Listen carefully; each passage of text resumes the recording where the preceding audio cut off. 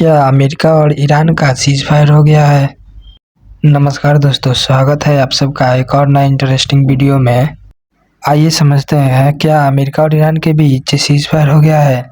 आज यानी 8 अप्रैल 2026 की ताज़ा रिपोर्ट के अनुसार अमेरिकी राष्ट्रपति डोनाल्ड ट्रंप ने ईरान के साथ 2 सप्ताह के द्विपक्षीय संघर्ष विराम की घोषणा की है।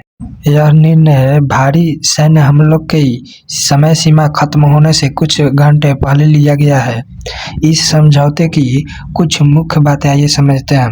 14 दिनों की रोक। राष्ट्रपति ट्रंप ने ईरान पर होने वाले बमबारी और हमलों को 2 सप्ताह के लिए स्थगित कर दिया है। यह संघर्ष विराम इस शर्त पर है कि ईरान स्ट्रेट ऑफ हॉर्मुज़ को पूरी तरह और सुरक्षित रूप से व्यापार के लिए खोल देगा और अमेरिका को ईरान से एक 10 सूत्रीय शांति प्रस्ताव मिला है जिसे ट्रंप ने बातचीत के लिए एक कामकाजी आधार माना है। ट्रंप ने मंगलवार रात 7 अप्रैल को घोषणा की कि वह ईरान पर होने वाली बमबारी और हमलों को अगला 14 दिनों के लिए रोक रहे हैं। इस संघर्ष विराम को सफल बनाने में पाकिस्तान ने महत्वपूर्ण भूमिका निभाई है। ट्रंप ने पाकिस्तान के प्रधानमंत्री शहबाज शरीफ और फील्ड मार्शल आसिम मुनीर के साथ बातचीत के बाद यह कदम उठाया है। अगला बातचीत अमेरिका और ईरान के बीच शुक्रवार 10 अप्रैल 2026 को इस्लामाबाद यानी पाकिस्तान में शुरू होने वाली है। इस खबर के बाद वैश्विक बाजारों में सुधार देखा गया है और कच्चे तेल की कीमतों में गिरावट आई है। हालांकि इजराइल जैसे सहयोगियों का रुख अभी पूरी तरह से स्पष्ट नहीं हुआ है। आइए समझते हैं कि इस पर पाकिस्तान के प्रधानमंत्री शहबाज शरीफ ने अपने ट्वीट में क्या कहा है। शहबाज शरीफ ने कहा कि अमेरिका और ईरान के बीच एक ऐतिहासिक युद्ध विराम की घोषणा की है। पाकिस्तान की मध्यस्थता के बाद अमेरिका और ईरान अपनी सेनाओं के साथ तुरंत प्रभाव से युद्ध रोकने पर सहमत हो गए हैं।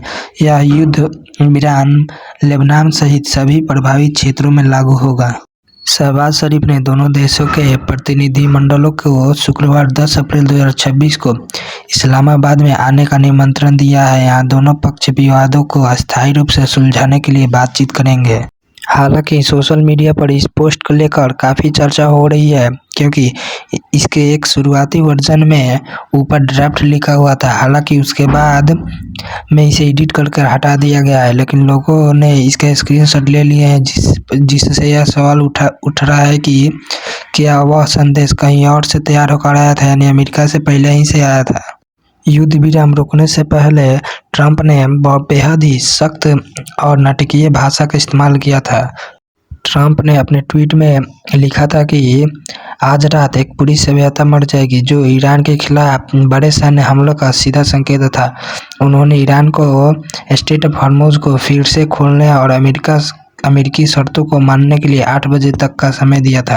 ट्रंप ने दावा किया कि ईरान में पूर्ण शासन परिवर्तन हो चुका है।